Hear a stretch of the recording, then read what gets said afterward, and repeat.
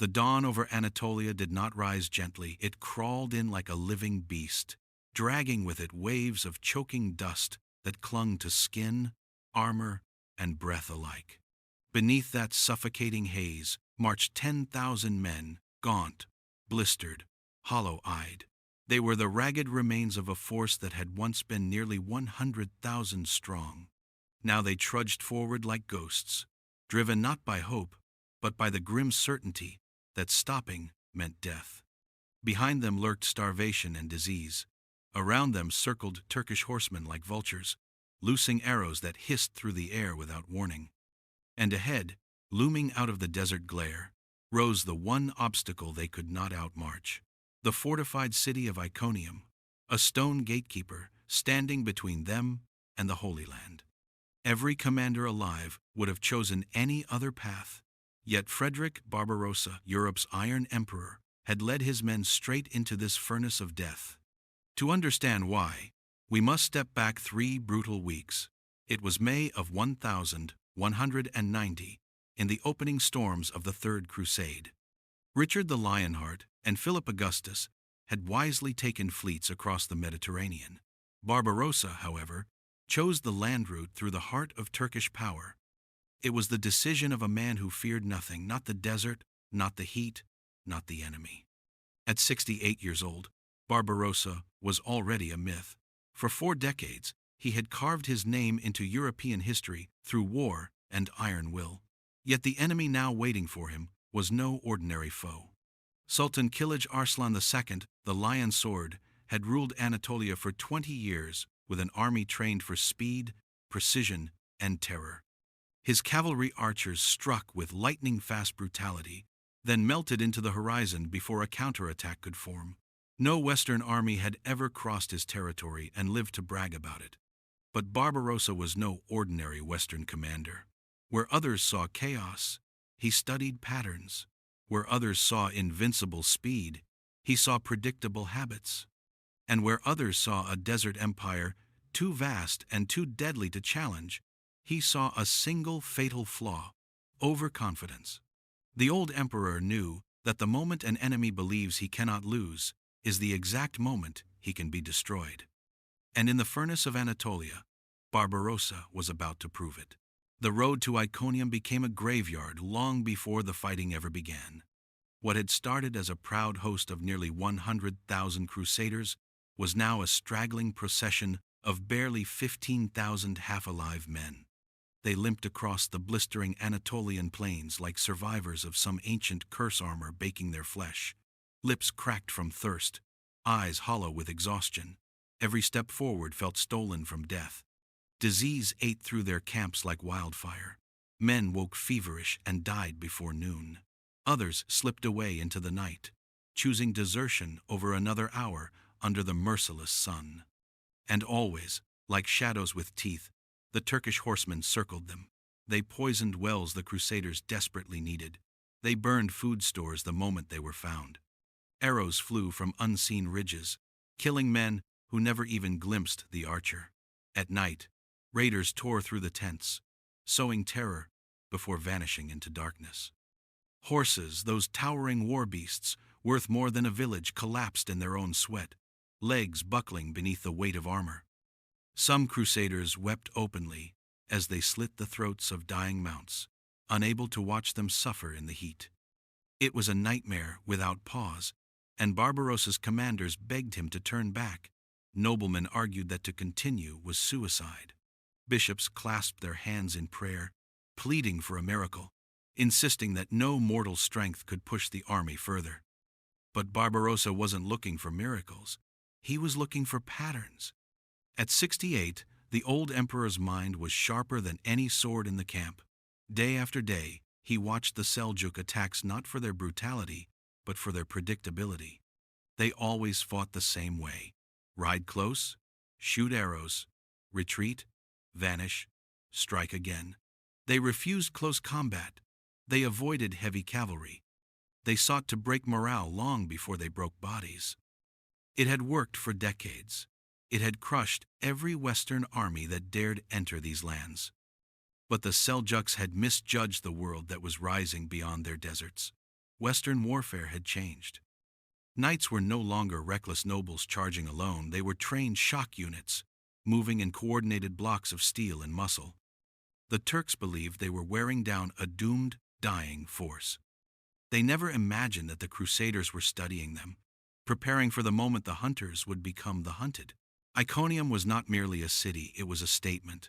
Rising from the desert like a fortress carved from the bones of the earth, its triple walls loomed over the plains with an arrogance earned through centuries. No army had ever breached them, not once, not even close. Towers studded the walls like the teeth of some great stone predator, and behind those walls sat stores of grain, weapons, Greek fire, and a garrison of 5,000 hardened soldiers. This was the heart of the Seljuk Sultanate of Rum. Whoever held Iconium controlled the lifeline from Anatolia to Syria and the Holy Land. And as long as Iconium stood, the Turks believed they were untouchable. Sultan Kilij Arslan II ruled this city and this land with the confidence of a man who had never known defeat. When word came that Barbarossa's crusaders were stumbling through Anatolia, weakened and dying, the Sultan made a choice that history would remember as catastrophic. He split his forces. 5,000 held Iconium. Another force shadowed the Crusader column, striking with arrows and ambushes. And the main army, over 40,000 strong, waited like a hammer, ready to crush the Crusaders against the city walls. When the Germans finally arrived at Iconium, the Sultan believed they would be exhausted, thirsty, terrified, easy prey. But Sultan Kilij Arslan had overlooked one dangerous truth. Barbarossa was studying him. The emperor had spent 3 brutal weeks marching through ambush after ambush, silently observing the Seljuk way of war. He noticed how predictable they had become. Harass, withdraw, exhaust the enemy, then finish the weakened stragglers. It was a strategy that had crushed invaders for generations, but it relied on one assumption, that the Crusaders would cling desperately to defense. The Turks believed the Germans had been pushed to their limit. Barbarossa believed the Turks had stopped evolving. As the walls of Iconium came into view, scorching under the Anatolian sun, Barbarossa saw not an impossible fortress but an opportunity, because the moment an enemy becomes certain of victory is the moment he exposes his throat. And on the plains before Iconium, surrounded by tens of thousands of enemies, Frederick Barbarossa began preparing to strike at that exposed throat with one of the boldest maneuvers of his life. By the time Barbarossa gathered his commanders on the scorched plain, the truth was undeniable. His army was no longer a crusading host. It was a battered remnant, held together by willpower and discipline alone. Only 10,000 fighting men remained. 2,000 knights sat atop skeletal, half-starved horses, whose ribs showed like the slats of a dying furnace. 8,000 infantry stood behind them, sunburnt faces, cracked shields, armor hanging loose on bodies thinned by hunger. And yet, around Barbarossa stood an iron circle of seasoned warriors. His son, Duke Frederick, just 23, fierce and unbroken, commanded the vanguard. Beside him, Count Robert of Nassau, his armor dented from a dozen campaigns, and Marquard of Neuenburg, commander of the emperor's personal guard, a wall of steel in human form. These were not men who panicked. These were men who had survived more wars than most soldiers lived years. Across the field, however, the scale of the challenge bordered on the impossible. Iconium's walls loomed behind 5,000 disciplined Seljuk defenders, armed with Greek fire and layered defenses. From the east, dust clouds, thick as thunderheads, marked the approach of the main Turkish field army, between 40 and 60,000 strong. 20,000 elite cavalry archers formed the core of this force, each capable of releasing a dozen arrows a minute while riding at full speed. Behind them marched 15,000 infantry and another 5,000 irregulars, ravenous for plunder. Under a desert sun that pushed temperatures toward 95 degrees, wearing plate armor felt like baking inside a cauldron. Every military doctrine ever written agreed on one point: an inferior force must never divide itself. And so naturally Barbarossa divided his. In an act so bold it bordered on insanity, he gave Duke Frederick command of 3,000 men, including 700 knights, and ordered him to march directly on Iconium's gates. The rest, 7,000 exhausted crusaders, Barbarossa kept under his own command on a slight rise 2 miles away. Those 7,000 would face the full fury of the Seljuk field army. To his commanders, this was suicide disguised as strategy. To Barbarossa, it was the only path to victory. He understood something the Turks did not. Fortune favors audacity, and the enemy who cannot imagine your next move is already half defeated. The night before the battle felt like the edge of a knife. Darkness smothered the plains, broken only by the glow of torches carried by Turkish riders who circled just beyond crossbow range. Their voices cut through the night like poisoned arrows, mocking the crusaders, shouting insults, boasting about what they would do to every Christian man captured. They waved, seized banners overhead, and described, in grotesque detail, the tortures waiting for them at Iconium's gates. Some crusaders trembled. Others stared at the ground, too exhausted to lift their shields. Morale was fraying, one thread at a time. Then Barbarossa appeared. The old emperor rode slowly through the lines, armor shimmering under torchlight, red beard glowing like a banner of defiance. At 68, he looked carved from iron and fire.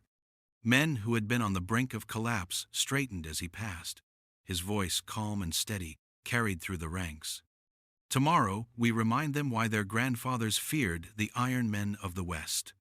Before dawn on the 18th of May 1190, the German host split like a shadow dividing in two. Duke Frederick led his 3,000 toward Iconium's towering walls, marching openly, almost inviting attack. Barbarossa positioned his remaining 7,000 on a gentle rise. 2 miles away, infantry braced in the center, cavalry forming wings that stretched thin across the slope. It looked like a force preparing for a final stand, barely able to hold a line. Turkish scouts saw exactly what the Sultan expected: a weakened, terrified army, clinging to defense. At sunrise, the sky turned black, not from clouds, but from arrows. Turkish cavalry swept forward in their familiar crescent, loosing thousands of shafts that hammered against shields and armor. But the Crusaders stood firm. They had endured this harassment for weeks. They locked shields and held discipline like a wall of iron. Meanwhile, Duke Frederick reached Iconium. From the battlements, the garrison commander laughed at the tiny force below, only 3,000 men daring to approach a city that had never fallen. Pride drowned out caution. The gates opened. 2,000 Seljuk cavalry thundered out, expecting a frightened rout. Instead, they smashed into spear walls, crossbow volleys, and cold, disciplined fury.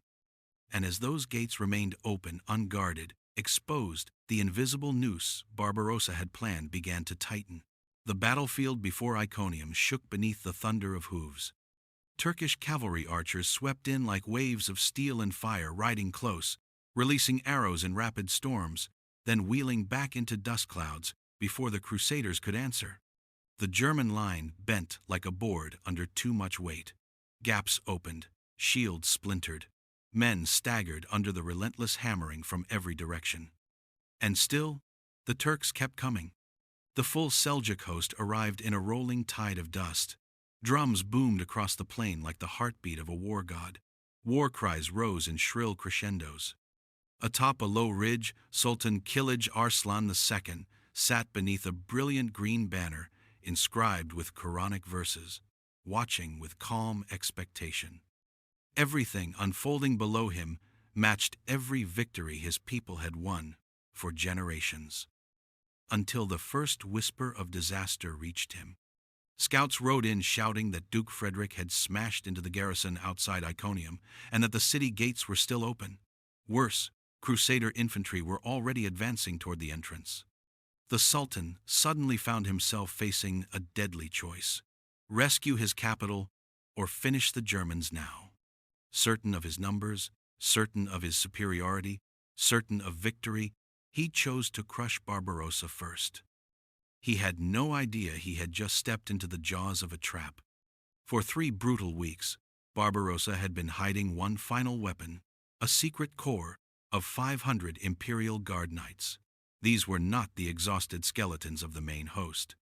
These were trained, disciplined killers mounted on the last powerful destriers the army possessed. Their armor gleamed because Barbarossa had rationed oil and cloth to keep it polished. Their horses were strong because he had fed them from supplies meant for dying infantry.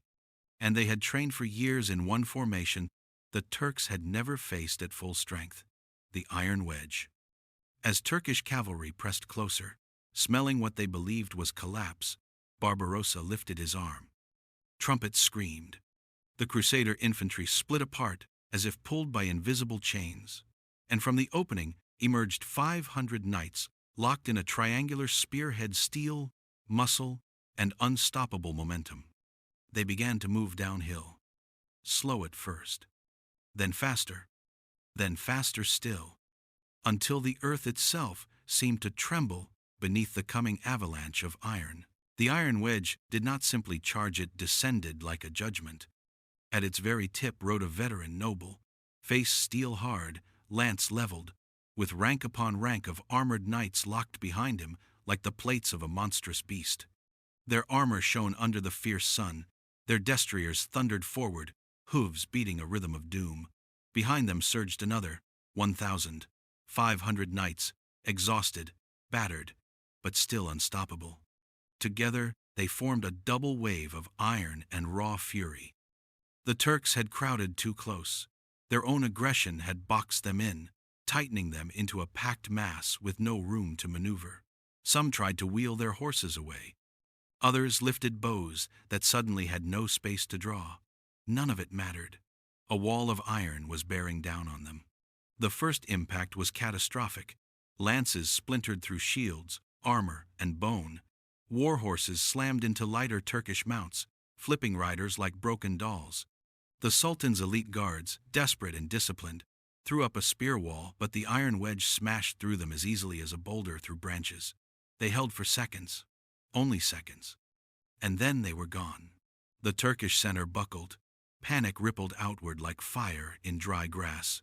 Units in the rear watched their elite crumble and felt the terror crawl into their own hearts. Men who had never fled a battle before turned their horses and ran. Barbarossa saw the line breaking, then aimed straight for the heart. With his personal guard beside him, he rode directly at the Sultan's green banner.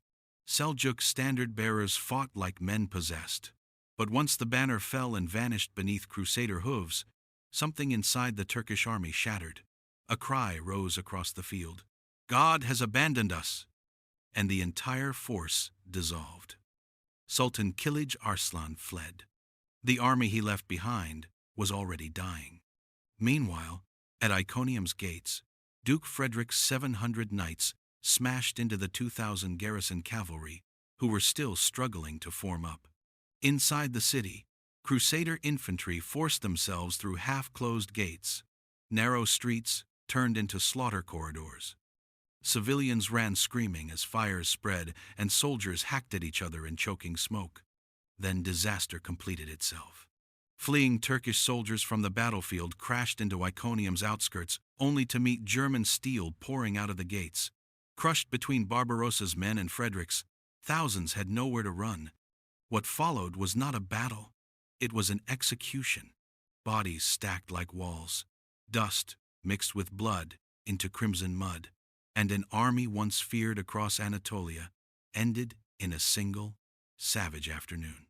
When the killing finally stopped, the plains around Iconium looked less like a battlefield and more like the aftermath of a natural disaster, one carved not by wind or fire, but by steel. Conservative estimates put Turkish dead around 9,000. Some medieval chroniclers, overwhelmed by what they saw, claimed 40,000.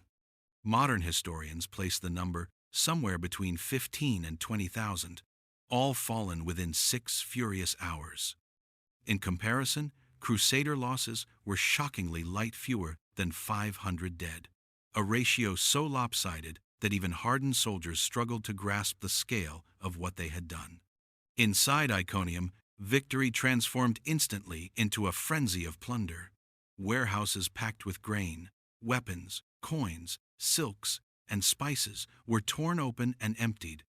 The legendary treasury of rum wealth, stored across generations, vanished into Crusader saddlebags in a single afternoon. Men who had been gnawing on dates for a week suddenly drank wine by the jug. Smoke drifted over the rooftops as parts of the city burned uncontrollably. Joy and destruction mingled in the streets. Yet Barbarossa, ever the commander, refused to let triumph devolve into chaos. He posted guards on key gates and secured strategic towers. His instincts, sharpened over decades of war, told him reinforcements could still appear on the horizon. From the citadel, the Sultan's younger brother watched helplessly as his city was stripped bare, its people fleeing in terror. This defeat was not merely military, it was political devastation. The Seljuk grip on Anatolia, firm for nearly a century, shattered overnight. Local emirs rebelled. Byzantine influence seeped back in. The delicate order that once held the region together simply collapsed. At dawn on May 19, under a white flag of truce, Sultan Kilij Arslan finally stepped out of hiding. His surrender terms were staggering: 100,000 gold pieces, 500 noble hostages, food for the march, and guides to lead the Crusaders safely to Syria. Barbarossa accepted. He had achieved what armies twice his size had failed to do. He shattered the myth of Seljuk invincibility and reopened the land route to the Holy Land. But triumph carried a cruel twist. Just 22 days later, on the 10th of June 1190, Frederick Barbarossa drowned in a shallow river in Armenia, dragged down by his armor or thrown by his horse. The man who had survived 40 years of war died in waist-deep water. His army withered. The Third Crusade passed to Richard the Lionheart and Philip Augustus. But Iconium remained his masterpiece, a lasting reminder that terrain, timing, and iron will can turn the impossible into history.